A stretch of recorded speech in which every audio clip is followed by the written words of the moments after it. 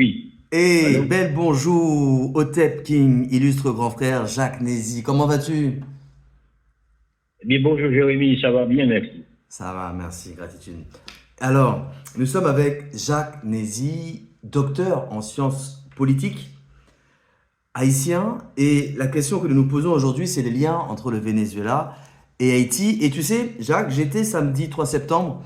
Bon, il y a eu un rassemblement à Place de la République, mais au départ, l'appel était lancé pour se retrouver, donc pour que le rassemblement ait lieu devant la statue de Bolivar, Simon Bolivar. Alors, pourquoi parle-t-on des révolutions bolivariennes et en quoi Haïti y est pour beaucoup? Eh bien, Haïti est pour beaucoup dans la révolution latino-américaine, puisqu'il faut le rappeler, Haïti, après avoir vaincu les troupes de Napoléon en 1803, Haïti a été le porte-drapeau des valeurs de liberté, d'égalité, d'émancipation politique, non seulement dans la Caraïbe, mais également en Amérique latine. Donc Simon Bolivar, à l'époque libérateur de l'Amérique latine, qui cherchait les moyens à se libérer du joug espagnol, avait trouvé des ressources nécessaires en Haïti, où il a séjourné à deux reprises en Haïti, où il a trouvé des armes, des munitions, des conseils en ce qui concerne la stratégie militaire qui lui a été conseillée par Dessalines et puis par Pétion. Et Simon Bolivar a pu obtenir en Haïti armes, munitions et même des bateaux des Haïtiens qui sont partis avec lui en Amérique latine libérer les pays qui étaient sous le joug espagnol. Alors c'est vrai que Simon Bolivar s'était montré et très réticent par rapport à la stratégie que lui avait proposée Dessalines. Ça veut dire on met le feu au bien des colons et on fait de razzia totale. Ce qu'en Haïti on retient par coup que tête boulekaï, c'est-à-dire on coupe les têtes et on brûle les maisons, c'est-à-dire les biens, les installations des colons. Alors Simon Bolivar aussi s'est montré nuancé par rapport à la révolution haïtienne, où il a notamment tenté de construire une union avec les grands planteurs, les grands propriétaires, où il n'a pas suivi dans son intégralité toute la stratégie radicale, la pensée radicale de Dessalines, mais tout au moins, il a pu, en s'appuyant sur les ressources haïtiennes, obtenir la libération de certains nombres de pays latino-américains. Et c'est pas pour rien que des pays comme le Venezuela, la Colombie, l'Équateur ont eu une partie de leur bicolore, de leur drapeau, composé en Haïti.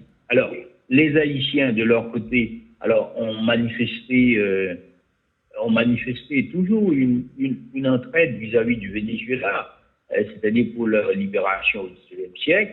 Et on peut dire que cette reconnaissance est largement exprimée par le président vénézuélien à l'époque, Hugo Chavez, qui a proposé en Haïti de rejoindre l'ALBA. L'ALBA, c'est l'alternative bolivarienne, c'est-à-dire ce concept, ce concept inventé par Hugo Chavez, qui voulait l'affirmation des idées de Simon Bolivar en Amérique latine, c'est-à-dire le partage, la solidarité, et également se mettre debout en face de l'impérialisme américain.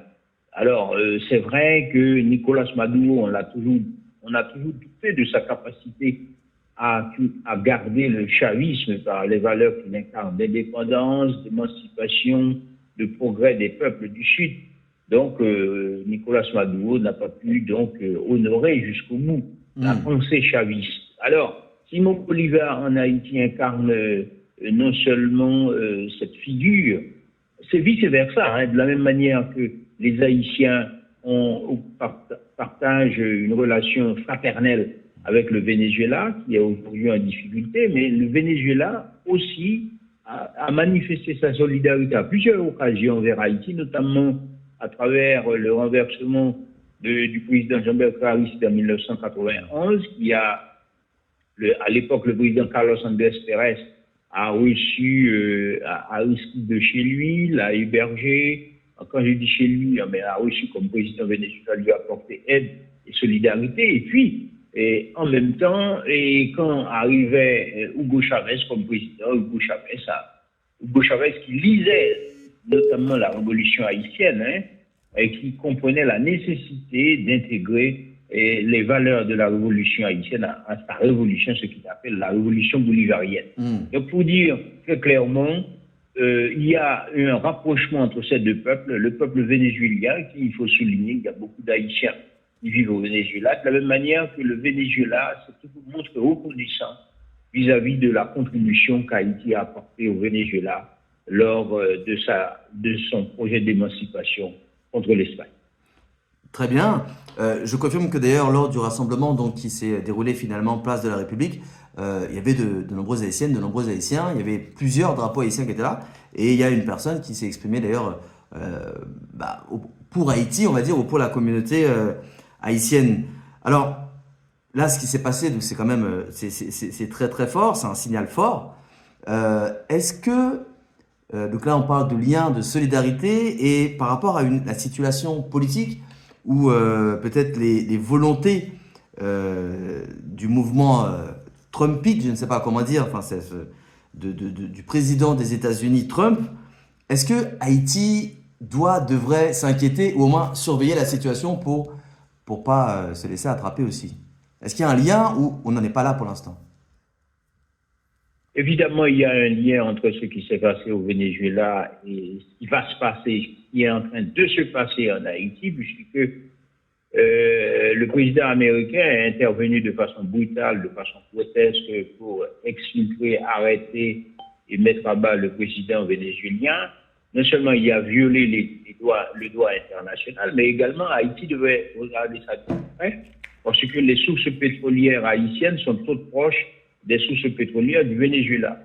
Or, il faut le dire, l'opération visant à mettre à bas le président vénézuélien n'a d'autre objectif que mettre la main sur les ressources pétrolières du Venezuela, qui, pour le rappeler, ont la plus grande réserve pétrolière du monde.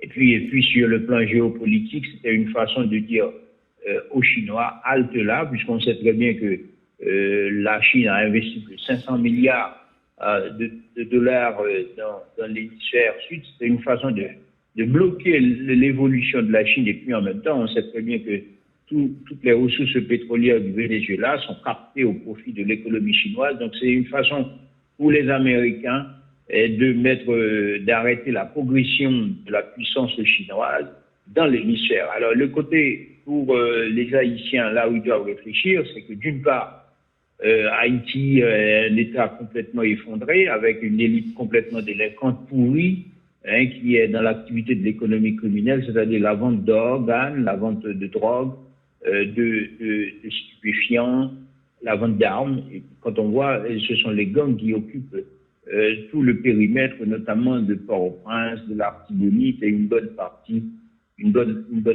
aussi du centre. Donc c'est le message que Trump envoie aux Haïtiens, c'est de leur dire que il n'y a qu'une façon de se faire, d'exister, c'est de se soumettre à la toute-puissance américaine. Et les États-Unis, les Américains s'y sont déjà soumis, puisque en Haïti, il y a aujourd'hui, le 7 février, on sait très bien que le Conseil présidentiel de transition devait partir. Et là encore, les Haïtiens s'en remettent les mains et poings liés à la toute-puissance américaine de décider à leur place qui doit remplacer le Conseil présidentiel de transition. C'est-à-dire que ce qui est en train de se passer au Venezuela renvoie par effet de miroir une leçon à Haïti. C'est une leçon de dire aux Haïtiens, il y a deux positions qu'on peut avoir, ceux qui souhaitent résister à la toute-puissance américaine, et c'est-à-dire de rejoindre le peuple vénézuélien qui va se battre pour faire échec à la domination impérialiste des États-Unis, qui est une domination prédatrice, tout simplement, c'est-à-dire s'approprier des ressources qui n'appartiennent pas aux États-Unis. Et puis, l'autre position, c'est de se soumettre comme étant des zombies, c'est-à-dire des soumis, et attendant que toutes les décisions concernant la politique en Haïti viennent des États-Unis d'Amérique. Mais ce qui ne fait pas honneur au passé d'émancipation politique d'Haïti, puisque Haïti s'est toujours inscrit dans l'histoire comme étant un grand pays qui a importé la révolution ailleurs, c'est-à-dire par les principes de liberté, d'égalité et d'émancipation politique et de souveraineté politique. Alors, Jacques Nézy, merci beaucoup. Donc, je rappelle, docteur en sciences politiques. Une question justement, est-elle hors sujet finalement la qualification de l'équipe nationale d'Haïti pour la prochaine Coupe du Monde de football? Peut-on voir une opportunité, des influences qui peuvent de manière, je sais pas, informative, historique, comment vous, en tant que docteur en sciences politiques, euh, comment vous appréhendez cette qualification de l'équipe nationale d'Haïti pour la prochaine Coupe du Monde de football? Mais cette qualification vient à un bon moment, puisque Haïti, on sait très bien, depuis quelques années, et touche le fond, c'est-à-dire Haïti renoue avec une crise politique qui est complètement destructrice de ses institutions.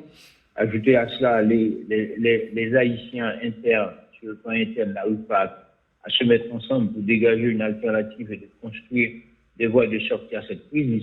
Ils attendent tout ou de la part des États-Unis d'Amérique. Or, les États-Unis d'Amérique ne vont jamais décider et c'est pas aux Américains de définir l'avenir des Haïtiens. C'est aux Haïtiens eux-mêmes de se mettre ensemble, enfin, avec quelques groupes vertueux, patriotes compétents, de définir les chemins de leur émancipation politique. Donc, la victoire de l'équipe de France, de l'équipe haïtienne de football vient ouvrir une fenêtre d'opportunité pour Haïti en leur montrant qu'il est nécessaire et que tout n'est pas perdu puisque cette équipe a pu avoir sa qualification dans des conditions complètement difficiles. Jamais un match joué en Haïti. D'ailleurs, il y a beaucoup de ces joueurs qui résident à l'étranger, qui n'ont même pas encore mis les pieds en Haïti.